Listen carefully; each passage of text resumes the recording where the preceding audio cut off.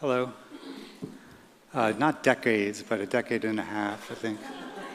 And actually, that's when we started with Phelan-McDermid syndrome. It was 15 years ago. I'm going to take you through kind of another whirlwind tour. And, I was thinking about, so somebody emailed me just now and said, I'm sorry, I'm going to miss your talk. And I thought to myself, well, I wish I was presenting some massive breakthrough, but I'm not sure we're quite there yet. So there's a lot of work that has to be done, but there's a lot of work that's been done. And I think what I'm going to try to reflect on is sort of the process of it all, the journey, because it's been quite a journey. Here are some of my disclosures. I get some amazing opportunities to work with fantastic companies, and many, many companies are now dedicated to developing treatments in Phelan-McDermid syndrome, which is wonderful, and was not the case 10 years ago. So you guys are now all familiar with this. We've been presenting this model now for a long time, for decades, in fact. And so the idea of trying to think about treatments in autism based on specific genetic forms of autism has now taken hold, and obviously we're now following this pathway over and over again, and with success, actually. So you guys now have heard a lot about SHANK3. This is based on work from Joe and his Autism Sequencing Consortium, which goes back now to the early 2000s. It's about 150 researchers, multiple academic sites. I don't know how many trios you're up to now. Last I saw was like 80,000, and more than 250 genes. But we know that our friend SHANK3 is a critical one. Phelan-McDermid syndrome. This is a complex, heterogeneous intellectual disability syndrome. For all those that are thinking about other rare diseases, the Phelan-McDermid Syndrome Foundation developed this, CureSHANK actually, developed this disease model. And so what you see is a lot of different symptoms across many different domains, from behavior to sleep, to gastrointestinal symptoms, to motor skills. And so these kids are really very, very severely affected. I think these are on your slides. I'm going to go quickly. And now, of course, you've heard from Rachel that this is a critical scaffolding protein that really holds together synapses, especially glutamatergic synapses. So this is absolutely important for things like learning and memory, excitation, really the very process that cells can sort of adapt and change and learn and so on. So this is right here, our friend SHANK3. I think the other thing that's important and sort of relevant to what Rachel was presenting was that there's many different kind of overlapping pathways that are relevant to SHANK3.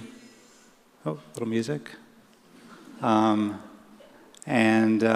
think the idea that we can develop specific treatments for single gene forms of autism, like SHANK3 deficiency, may be relevant to other forms of autism is really quite important here. And now it's starting to bear out. These are things that I've been saying for a long time, so it's nice that people are actually starting to test it. So I'll talk about sort of the whole clinical trial landscape. And we're going to start with where I first started, which is the very first study I ever read about in Phelan-McDermid syndrome, which happened to be intranasal insulin. So believe it or not, insulin, I think about 10% of it binds to the IGF-1 receptor. And so there's always been some idea that insulin had sort of promoting synaptic plasticity, it had cognitive importance, that it was relevant for brain function, not just glucose uptake in the cells. This was a small open-label study, I think just 6 patients over the course of a year. And they just administered this very simple behavioral questionnaire, and they looked at a whole variety of domains, including motor skills, right? Cognitive skills, I'm reading it upside down, speech. And I think the point is that you're starting to see the very earliest signs of improvement with this little molecule insulin. And I didn't really think that much about it.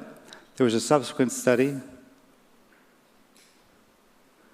This was an 18-month study, actually. This is actually pretty well done. It was small, but it was placebo-controlled. So they had a bunch of kids, I think it was also 6, maybe. They did a whole kind of 6-month baseline assessment period, and then an 18-month follow-up, and they did this kind of a staggered design. So everyone got drug and placebo at different stages. And they saw very little, unfortunately, but one of the big areas of improvement was cognition in a small group of kids. and then also social skills in a small group of kids, just those over 36 months. But so still kind of some more preliminary evidence. This work did not go very far, in part because we know that insulin doesn't really hit the IGF-1 receptor, which is kind of the idea here. But it was still kind of promised that this is an important pathway and perhaps an important mechanism.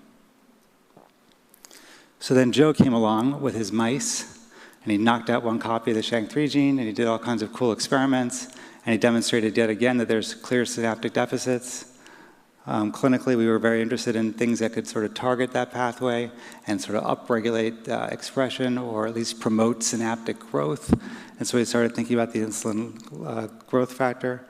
And this shows you sort of this kind of proposed PI3K, AKT, mTOR pathway that promotes kind of protein synthesis. And the thought is that it kind of enhances synaptic growth.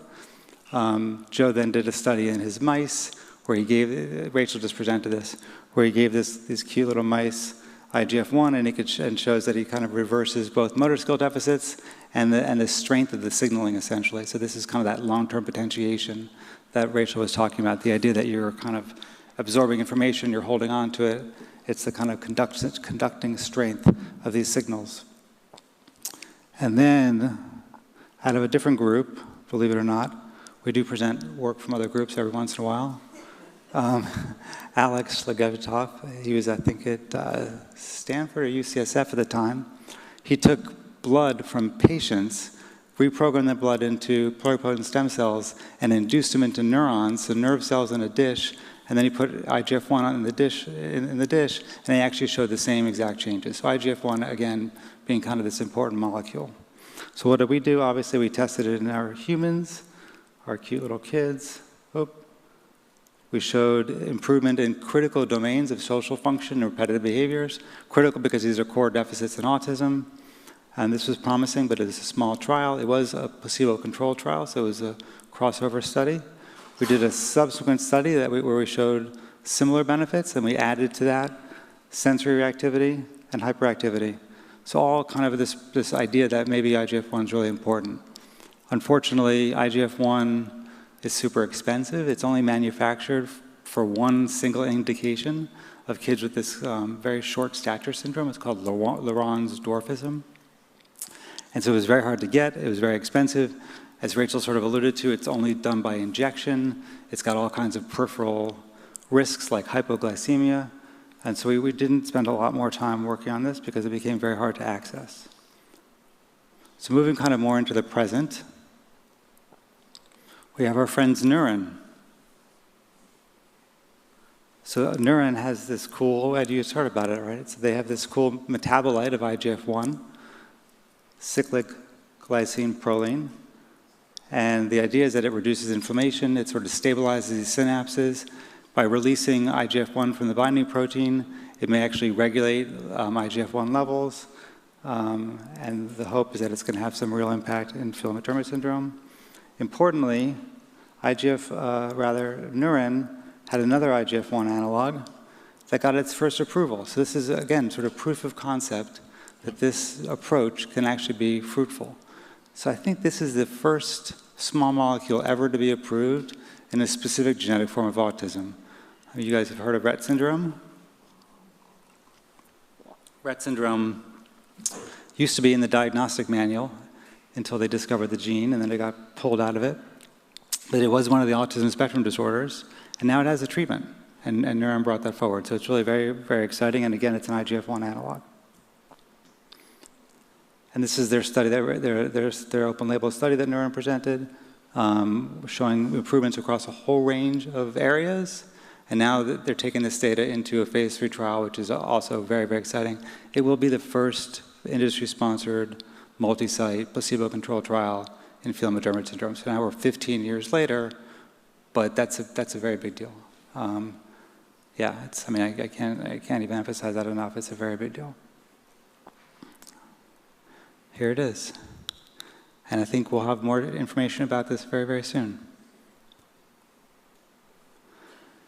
So while this was all happening in the background, we were looking for other ways to try to regulate the IGF-1 pathway, and one of those ways is using growth hormone. So we know that IGF-1 is released from the liver, but it's released based on stimulation from growth hormone that's secreted from the brain.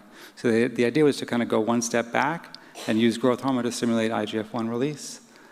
We did a small open-label study. We saw improvements across a whole variety of domains. We discovered that there was a group in China using a similar measure, which is an adapted Chinese version of the aberrant behavior checklist, which also showed significant improvement. So we were thinking maybe we're on the right track here. And we now have finished a study with 30 patients with Phelan-McDermid, 15 patients with Phelan-McDermid syndrome, 15 patients with idiopathic autism, and we're still chewing through the data. And I'm not super optimistic, sadly. I know. So I've never said that publicly before, but I've said it now. And I haven't ruled it out. There's obviously a lot of data to go through, but it's not looking robust, let's just say. Also, another industry-sponsored trial, actually this is an investigator-initiated study, but it was an industry kind of interest, so we get excited when industry gets involved because we have limited resources, so we always like it when our ideas get picked up. But a group AMO thought about using a MEK-ERK inhibitor because of preclinical data, again, using a knockout mouse of SHANK3, showing that there was a reversal across a whole variety of domains, including anxiety, grooming, sensory motor function. And for us, we got very excited about the idea that this is a drug that might treat seizures. So about 10%, or maybe a little bit less, of kids with Phelan-McDermid syndrome have very intense refractory seizures. So we decided to do a small open-label study just targeting kids with Phelan-McDermid syndrome who had seizures. It's an important domain. Everyone's very interested in behavior. Behavior is tractable. Behavior is measurable early on. But seizures are also really, really important to pay attention to. And so we did this small study. This was cut off during COVID. It's a super challenging study to do. It was a single infusion of this AMO drug. But we did see across 5 patients that there was a significant improvement in seizures across all the patients. And this is actually just published by Tess. Where was this? This is 2025. Voila. So, wow, this is really up to date. And so we're sort of talking to the company, trying to figure out what to do with this molecule. Hopefully we're going to continue moving this forward. As usual, it depends on time and money and all these kinds of things, but kind of nice story in the background.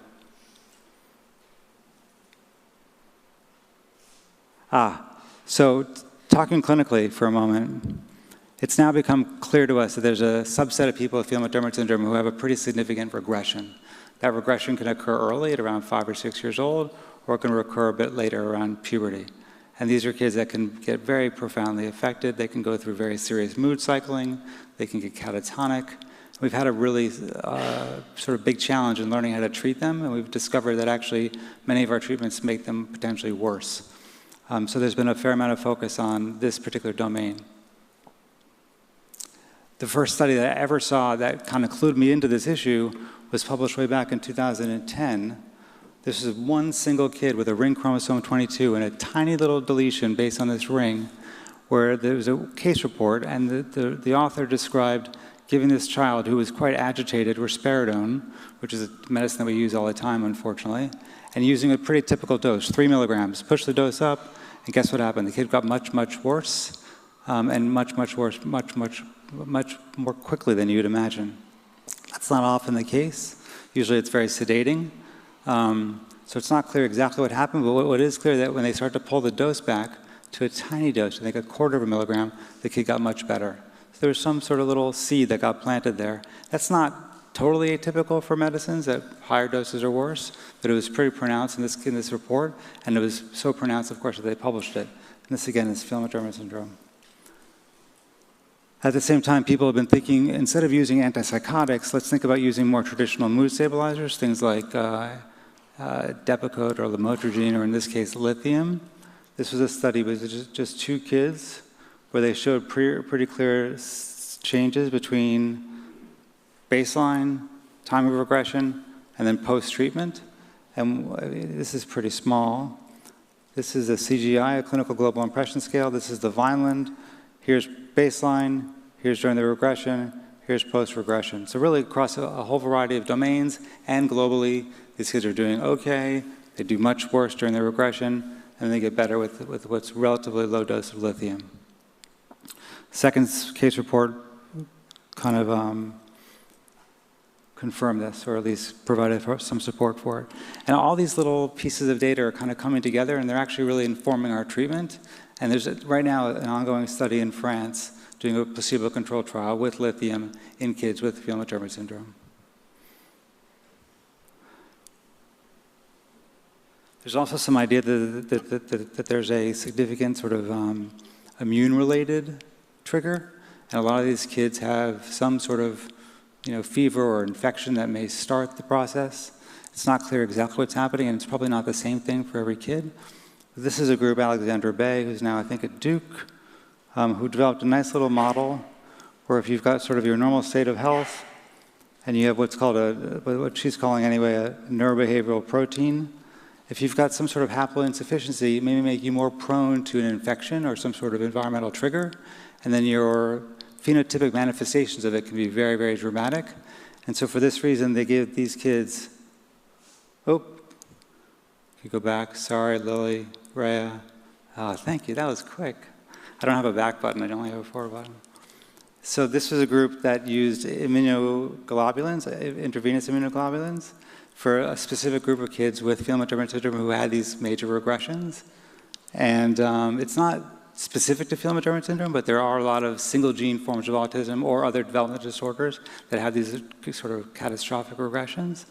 And so the idea that this is a model that could apply, and these kids were actually rescued with IVIG, which is also pretty exciting and relatively accessible. So again, sort of three different areas coming together to try to think about practical treatment for kids with Phelan-McDermid syndrome who have regression and neuropsychiatric features.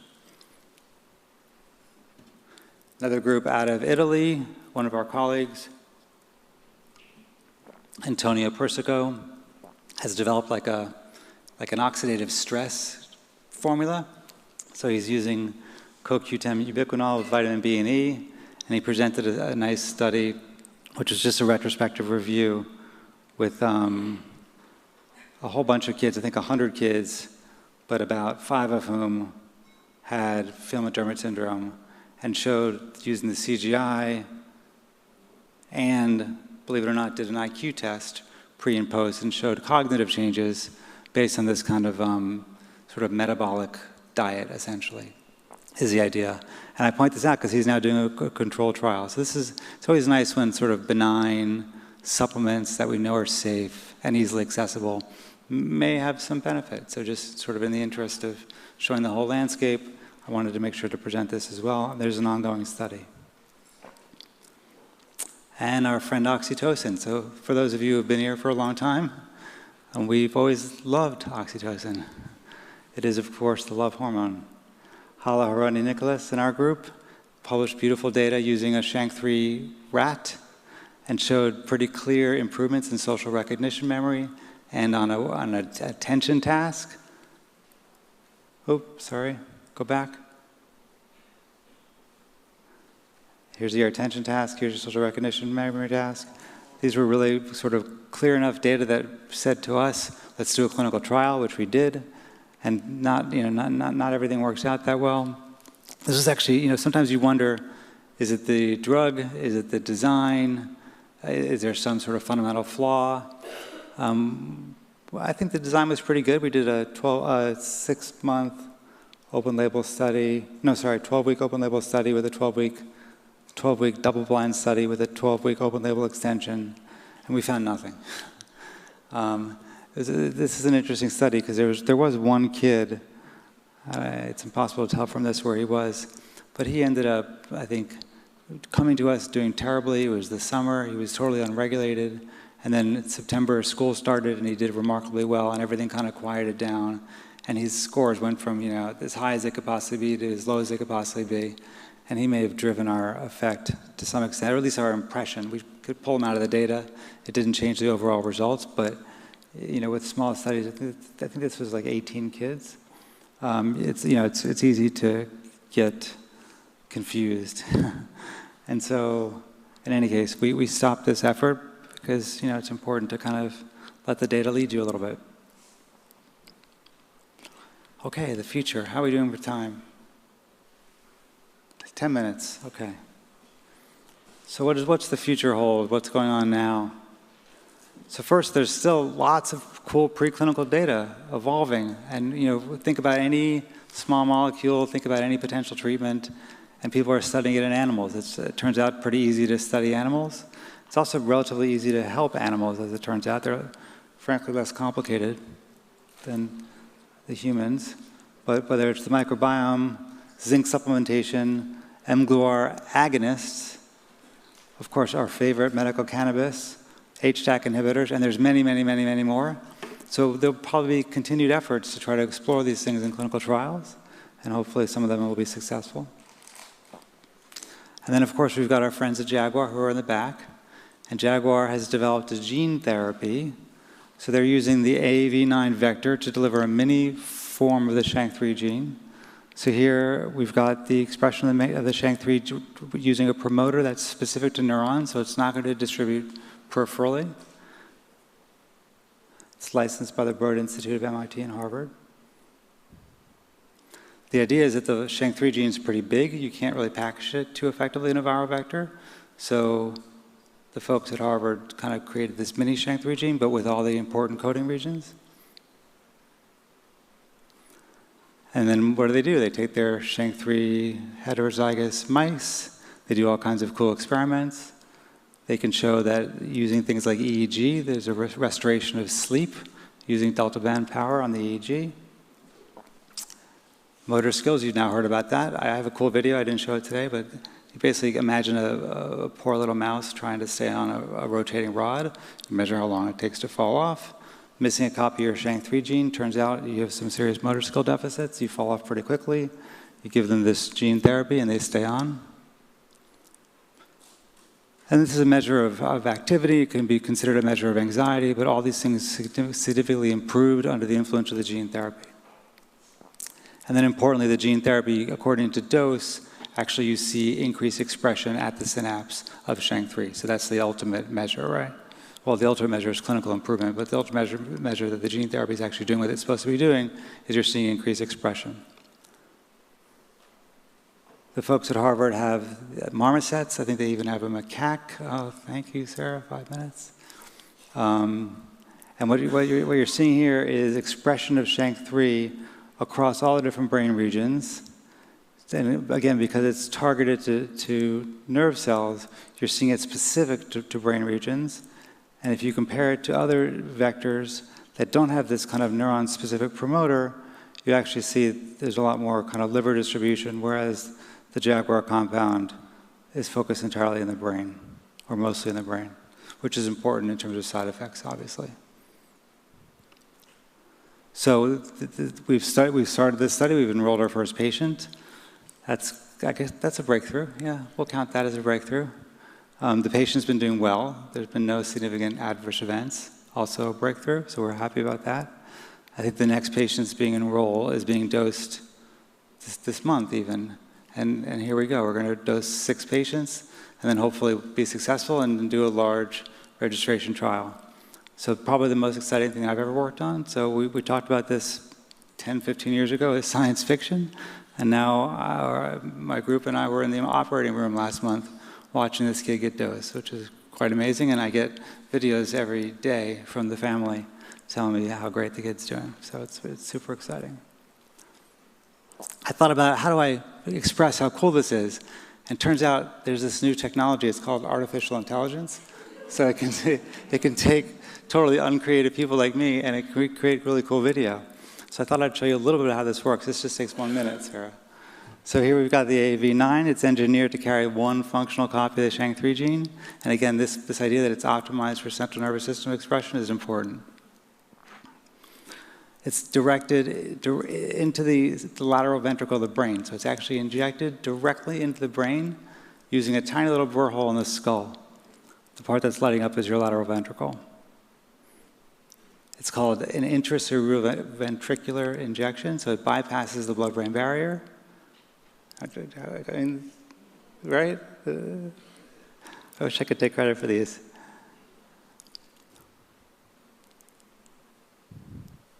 So these lateral ventricles, you can see they're just sort of awash with cerebrospinal fluid. They're carrying all these nerve cells and they're distributing all across the brain. And so using the movement of the CSF, the virus essentially disperses across the brain. And so then here the AAV9 capsid proteins, they get absorbed into the cell. It's like a receptor-mediated endocytosis. The viral genome carrying the SHANK3 gene is then released into the cell. Using the cell's machinery, without actually changing the DNA, the gene's transcribed to mRNA and then translated to protein. And so now you have functional SHANK3 protein that's circulating. Ideally, this helps compensate for the loss, and now you've got your machinery intact. I think my vision's not great, but I think Joe is smiling. You guys can use this video if you really want. Yeah. And also, very exciting news, this is actually another company, and it's just 2 of 4 companies that are public now about developing new treatments in Phelan-McDermid syndrome that are gene therapy focused. So this is an ASO, an antisense oligonucleotide. So here the idea is you're going to, go back. I didn't do that. So here the idea is you're missing one copy of your SHANK3 gene in Phelan-McDermid syndrome. So they're using a molecule that they're attaching to the RNA to kind of upregulate the expression. So remember, with Phelan-McDermid syndrome, you have only one missing copy. The other allele is intact. And so if you can attach a molecule to that intact allele, ramp up expression, you can compensate for the loss. That's the ASO. Rather than being dropped directly into the brain, it can potentially be done intravenously or intrathecally. So there's another delivery mechanism. And this is also pretty exciting. This is PYC Therapeutics. They've already shown, based on their preclinical models, that you do in fact increase expression using their molecule, and that it does in fact reach neuronal cells specifically. I think that's a good place to end. Here's the amazing people that I work with all across the country in this cool condition with all these lovely kids, and these are all the kids. Thank you.